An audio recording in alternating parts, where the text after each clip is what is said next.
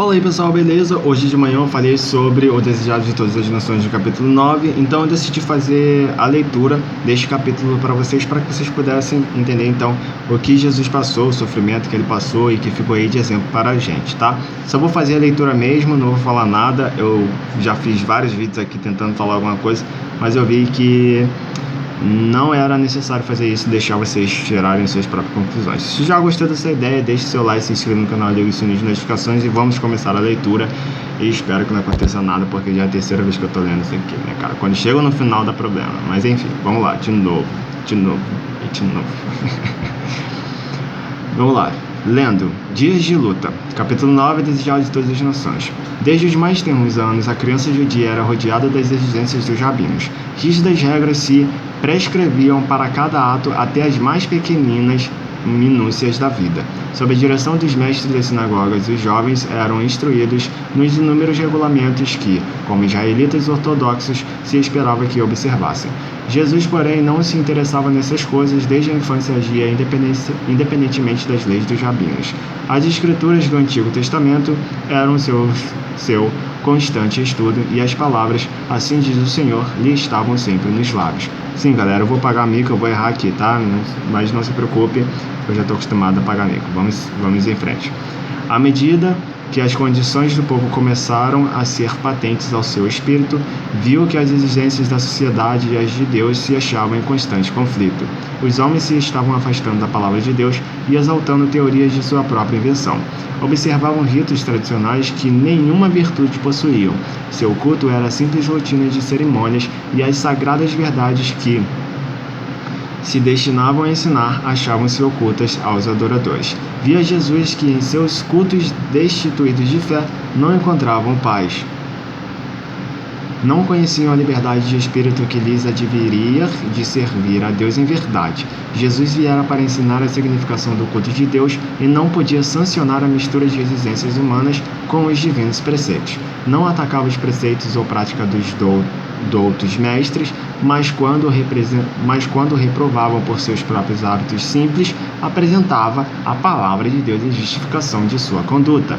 Por todos os meios brandos e submissos, procurava Jesus agradar aqueles com quem estava em contato. Por ser tão amável, nunca estorvando a ninguém, os escribas e os anciões julgavam que seria facilmente influenciado por seus ensinos.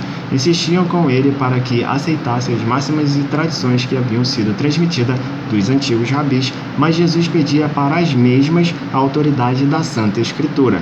Estava pronto a ouvir toda a palavra que sai da boca de Deus. Não podia, entretanto, obedecer às invenções dos homens. Parecia conhecer as Escrituras de princípio a fim. Apresentava-as em sua verdadeira significação. Os rabis envergonhavam-se de serem ensinados por uma criança. Imagina essa cena aí, imagina essa cena. Pretendiam ser seu ofício explicar as Escrituras, e a ele competia aceitar-lhes as interpretações. Indignavam-se de que se pusessem em oposição à palavra deles. Sabiam os rabinos que nenhuma autoridade se podia encontrar nas Escrituras para suas tradições. Olha aí. Compreendiam que, em entendimento espiritual, Jesus se achava muito além deles. Zangavam-se, no entanto, porque não lhes obedecia aos ditames. Eles sabiam que não tinha apoio na palavra de Deus e ainda assim queriam impor, para ver como é que é a mente do humano, né? Vamos lá. Deixa eu parar. Não podendo convencê-lo, buscaram José e Maria, expondo-lhe sua atitude de insubmissão. Assim sofreu ele repreensão e censura. Desde pequeno, começara Jesus a agir por si na sua formação. Olha só, desde pequeno começara Jesus a agir por si na formação de seu caráter. Por si na formação de seu caráter. Ele sozinho, gente, uma criança. E nem mesmo a respeito e o amor aos pais o podia desviar de obedecer à palavra de Deus. Está escrito era sua razão para cada ato que destoasse dos costumes domésticos. A influência dos rabinos, porém, tornou-lhe amarga a vida. Mesmo na mocidade, teve que aprender a dura lição do silêncio e da paciência no sofrimento. Seus irmãos, como eram chamados os filhos de José, tomavam o lado dos rabinos, insistiam em que a tradição deveria ser atendida como se fossem ordens divinas, consideravam até os preceitos dos homens como mais altos do que a palavra de Deus e ficavam sobremaneira aborrecidos com a clara penetração de Jesus em distinguir entre o falso e verdadeiro. Uma criança tendo um discernimento super grande. Sua estrita obediência à lei de Deus condenavam como obstinação. Ficavam surpreendidos do conhecimento e sabedoria que revelava em suas respostas aos rabis. Sabiam que não receberam instruções dos sábios e, no entanto, não podiam deixar de ver que era para eles um instrutor. Reconheciam que sua educação era de mais alta ordem que a deles próprios. Não discerniam, entretanto, que havia tido acesso à árvore da fonte da vida. A árvore da vida, fonte do saber para eles desconhecida. Fonte de saber para eles desconhecida. Cristo não tinha espírito de exclusivismo e escandalizara especialmente os fariseus por se afastar a esse respeito de seus rígidos regulamentos. Encontraram os domínios da religião cercados de alta muralha de exclusivismo, como assunto demasiado santo para a vida diária. Esses muros de divisão, o que Jesus fez? Ele os derribou. Em seu trato com os homens, não indagava: qual é seu credo? A que igreja pertence? Muita da gente faz isso hoje, né? Até eu fiz. Exercia seu poder de beneficiar em favor de todos os que necessitavam de auxílio. Essa é a verdadeira religião, é o que Deus pede para a gente fazer. Em lugar de fechar-se numa cela de eremita, a fim de mostrar seu caráter celestial, trabalhava fervorosamente para quê? Pela humanidade, a necessidade da humanidade, do irmão mais próximo. Incutia o princípio de não consistir a religião bíblica em mortificações corporais. Ensinava que a religião pura e incontaminada não se deve manifestar apenas em determinados tempos e ocasiões especiais. Em todos os tempos e lugares demonstrava amorável interesse pelos homens, irradiando em torno a luz de uma animosa piedade. Tudo isso era uma censura aos fariseus. Mostrava que a religião não consistia em egoísmo e que sua mórbida dedicação ao interesse pessoal estava longe de ser a verdadeira piedade. Isso despertara a inimizade deles para com Jesus, de modo a buscarem forçá-lo a conformar-se com seus regulamentos. Jesus trabalhava para aliviar todo caso de sofrimento que via. Pouco dinheiro tinha para os pobres, como eu aqui, pouco dinheiro tinha para dar, mas privava-se muitas vezes de alimento, a fim de diminuir a necessidade dos que pareciam mais carecidos que ele. Não é para pegar a comida de outras pessoas, é sua própria comida, galera. Tá? Não vai tirar da boca de outras pessoas para dar a essas pessoas sem as outras pessoas estarem em acordo. Por favor. Então vamos lá. Seus irmãos sentiam que sua influência ia longe em anular a deles. Era dotado de tato que nenhum deles possuía nem desejava obter. Não desejavam obter, tinham ciúme. Enfim, vamos lá. Quando falavam asperamente aos pobres e degradados, Jesus procurava exatamente aqueles seres, dirigindo-lhes palavras de animação. Aos que estavam em necessidade ofereciam um copo de água fria e punha-lhes no regaço sua própria refeição. Tá bom? Aliviando-lhes os sofrimentos, as verdades que ensinavam eram associadas a esses atos de misericórdia. Para as pessoas entenderem o que Deus havia realmente ensinado, a verdadeira doutrina, ele fazia o ato e explicava dentro da palavra de Deus. Aliviando os sofrimentos, as verdades que ensinavam eram associadas a esses atos de misericórdia, sendo assim fixadas na memória. Olha só. Tudo isso desgostava os irmãos. Sendo mais velhos que Jesus e achavam que ele devia estar sob sua direção, acusavam-no de se julgar superior a eles e o reprovavam por se colocar acima dos mestres e dos sacerdotes e príncipes do povo. Isso já aconteceu com você? Em algumas situações? Tá aí. Jesus também passou por isso. E qual foi sua atitude? Muitas vezes o ameaçavam e procuravam imitá-lo, mas ele seguia avante, intimidá-lo, né? E procuravam intimidá-lo, mas ele seguia avante, tomando por guia as Escrituras. Jesus amava seus irmãos, olha aqui como que ele tratava. Jesus amava seus irmãos e os tratava com incansável bondade. Mas eles tinham-lhe ciúmes, manifestando as mais decidida incredulidade e desdém. Inspirado por Satanás, claro.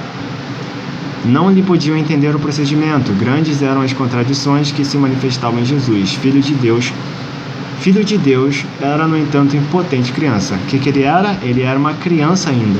Criador dos mundos, a terra era possessão sua, e todavia cada passo de sua existência foi assinalada pela pobreza. Mas por quê?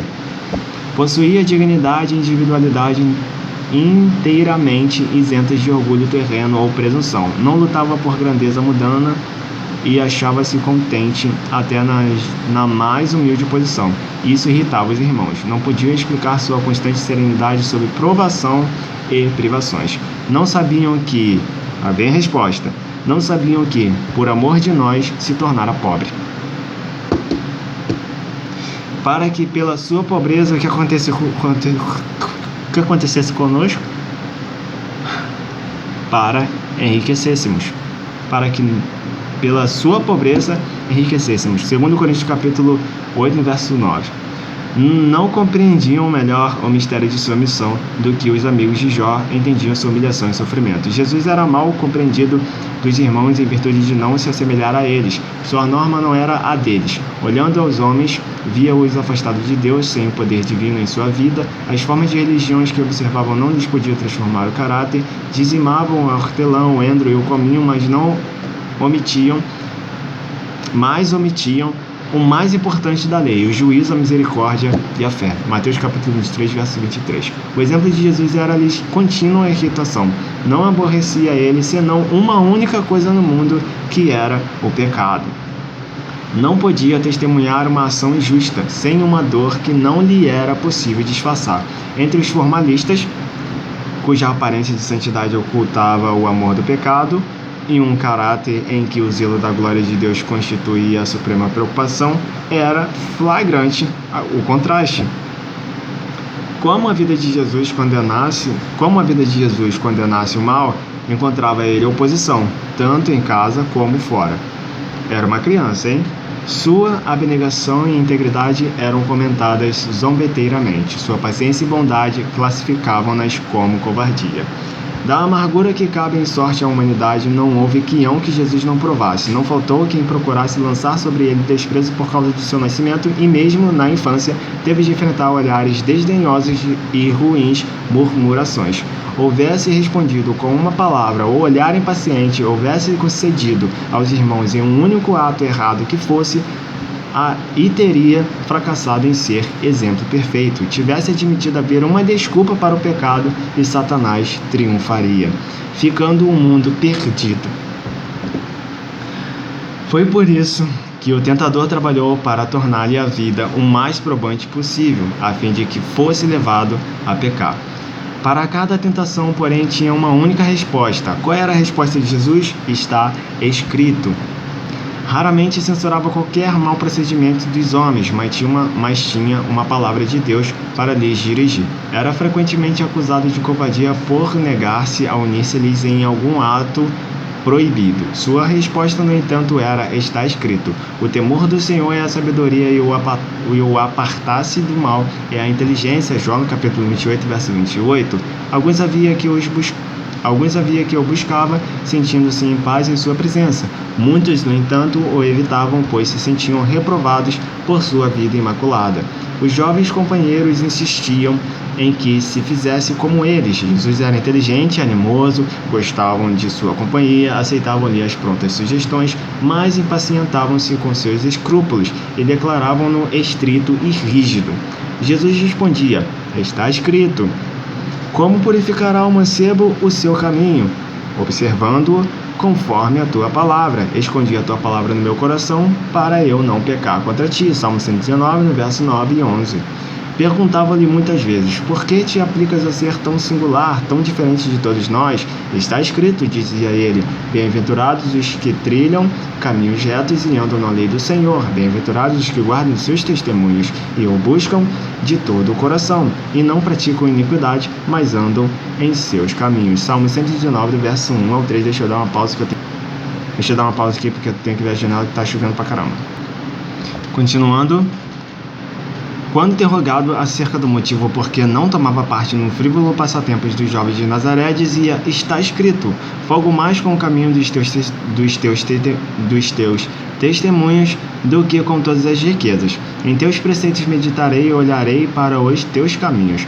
Recrear-me-ei nos teus estatutos, não me esquecerei da tua palavra. Salmos 119, do verso 14 ao 16. Jesus não contendia por seus direitos, muitas vezes por ser voluntário e não se queixar. Seu trabalho era tornado desnecessariamente penoso. No entanto, não fracassava nem ficava desanimado. Vivia acima das dificuldades como a luz da face de Deus. Não se vingava quando rudemente tratado, mas sofria com paciência um insulto. Depois disso eu entendi porque que a gente sofre bastante e tudo mais, e a gente precisa apenas se comportar desse modo aqui, porque a nossa recompensa é muito, muito, muito maior do que todo esse sofrimento. Mas vamos lá. Essa é a posição que devemos tomar. Seguindo em frente. Jesus não contendia por seus direitos. Muitas vezes, por ser voluntário e não se queixar, seu trabalho, esse aqui eu já li, né? Repetidamente lhe era perguntado: por que te submetes a tão maligno tratamento? É isso mesmo.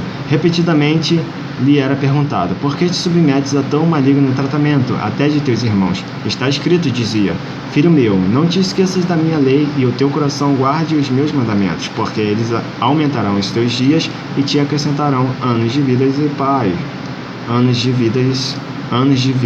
e paz. Não te desamparem a benignidade e a fidelidade, atas ao teu pescoço, escreve-as na tábua do teu coração, e acharás graça e bom entendimento aos olhos de Deus e dos homens. Provérbios capítulo 3, verso 1 ao 4. Desde a ocasião em que os pais de Jesus o achavam no templo, seu modo de agir foi para eles um mistério. Ele não entrara em discussão. Todavia, o exemplo que dava era uma lição constante. Parecia como pessoa separada. Sua felicidade encontrava-se nas horas em que estava a sós com Deus e a natureza. Sempre que lhe era concedido esse privilégio, afastava-se do cenário de seus labores e ia para o campo a meditar nos verdes vales e entreter comunhão com Deus na encosta da montanha ou entre as árvores da floresta. O alvorecer, que no caso é de manhã, quando o sol está nascendo ali, frequentemente o encontrava, o sol encontrava, esse alvorecer encontrava em qualquer lugar, retirado, meditando, examinando as escrituras ou em oração. Nessas horas quietas voltava para casa a fim de retomar seus deveres e dar exemplos de paciente labor. Muito bacana isso, né? A vida de Cristo foi assinalada pelo respeito e o amor à sua mãe. Maria acreditava em seu coração que a santa criança dela nascida era tão longamente prometido Messias. Não ousava, entretanto, exprimir essa fé. Ela não ousava fazer isso. Foi através de sua existência terrestre, uma partilhadora dos sofrimentos do Filho, com dor testemunhava as provações que lhe sobrevinham na infância e juventude. Por justificar o que sabia ser direito em seu procedimento, via-se ela própria em situações difíceis. Considerava as relações domésticas e a ter solicitude da mãe em torno dos filhos de vital importância na formação do caráter. Os filhos e filhas de José sabiam isto e, prevalecendo-se de sua ansiedade, procuravam corrigir as atitudes de Jesus segundo a norma deles. Os filhos eram de José, tá bom? Então, vamos lá, seguindo em frente. Maria argumentava muitas vezes com Jesus e insistia em que se conformasse com os usos dos rabis. Ele, porém, não podia ser persuadido a mudar seus hábitos de contemplar as obras de Deus e buscava aliviar os sofrimentos dos homens ou mesmo dos mudos animais. Quando os sacerdotes e mestres solicitavam o auxílio de Maria em dirigir Jesus, ficava grandemente perturbada e o coração tranquilizava-se-lhe, porém, quando ele lhe apresentava as declarações das Escrituras em apoio de seu proceder. Ou seja, ele tinha apoio das Escrituras pelo que ele estava fazendo, ou seja, ele sempre andava segundo a ordem da palavra de Deus. Por vezes ela vacilava entre Jesus e seus irmãos, que não criam ser ele o enviado de Deus. E olha que ela foi um filho enviado sem precisar ter fecundação, né? Então vamos lá. No entanto, abundantes eram as provas de ser divino seu caráter. Ela via sacrificar-se pelo bem dos outros. Sua presença criava em casa uma atmosfera mais pura e sua vida era como um fermento operando entre os elementos da sociedade, puro e incontaminado, andando entre os excluídos, os rudes, os descorteses, entre injustos publicanos, ímpios samaritanos, soldados pagãos, rústicos camponeses e a multidão mista. Dirigia aqui e ali uma palavra de simpatia ao ver criaturas fadigadas, vergadas ao peso de duras cargas. Partilhava de seus fardos e revelava-lhes as lições que aprendera da natureza acerca do amor, da benevolência e da bondade de Deus. Ensinava a todos a se considerarem dotados de preciosos talentos, os quais, se devidamente empregados, lhes adquiririam riquezas eternas. Extirpava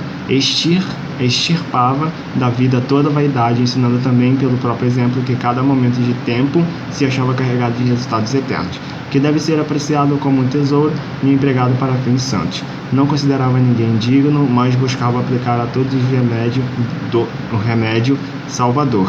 Em qualquer companhia que se encontrasse, apresentava uma lição adequada ao tempo e às circunstâncias. Buscava inspirar a esperança nos mais ásperos e menos prometedores, dando-lhes a certeza de que se poderiam tornar irrepreensíveis e inocentes, adquirindo o caráter que demonstraria serem eles filhos de Deus. Encontrava frequentemente pessoas que viviam sob o poder de Satanás e não possuíam forças para romper-lhe as malhas. A essas pessoas desanimadas, enfermas, tentadas e caídas, Jesus costumava dirigir palavras da mais terna compaixão, palavra cuja necessidade era sentida e que podiam ser apreciadas. Outros deparava ele que se achavam empenhados em renhida luta contra o adversário. A esses animava a perseverar, assegurando-lhes que havia de vencer, pois tinham a seu lado anjos de Deus que lhes dariam a vitória. Aqueles a quem assim ajudava convenciam-se de que havia alguém em quem podia confiar plenamente. Ele não trairia os segredos que lhe desafogassem nos compassivos ouvidos. Jesus era o médico do corpo, da mesma maneira que era do espírito. Interessava-se em todos os aspectos do sofrimento que se lhe apresentavam e proporcionava alívio a todos, havendo em suas palavras o efeito de um bálsamo suavizador. Ninguém podia dizer que houvesse operado um milagre, mas virtude, o poder curativo do amor. Dele saía para os enfermos e aflitos, assim de maneira discreta, trabalhava pelo povo já desde a infância, e foi por isso que, ao começar seu ministério público, tanto havia que o escutavam alegremente. Apesar disso, Jesus atravessou sozinho a infância, a adolescência e a juventude em sua pureza e fidelidade, pisou sozinho o lagar e do povo ninguém havia com ele. Carregou o tremendo peso da responsabilidade pela salvação dos homens, sabia que a menos que houvesse decidido mudança nos princípios e desígnios da raça humana, todos estariam perdidos. Isso era o peso de seu coração e ninguém podia aliviar a carga que sobre ele repousava. Cheio de ardente propósito, realizou o objetivo de sua vida a fim de servir de luz aos homens. Então essa é a mensagem, que Deus te abençoe, deixe seu like, se inscreva no canal e ligue o sininho de notificações, veja o card aqui e vejo você no próximo vídeo. Tchau, tchau, fui!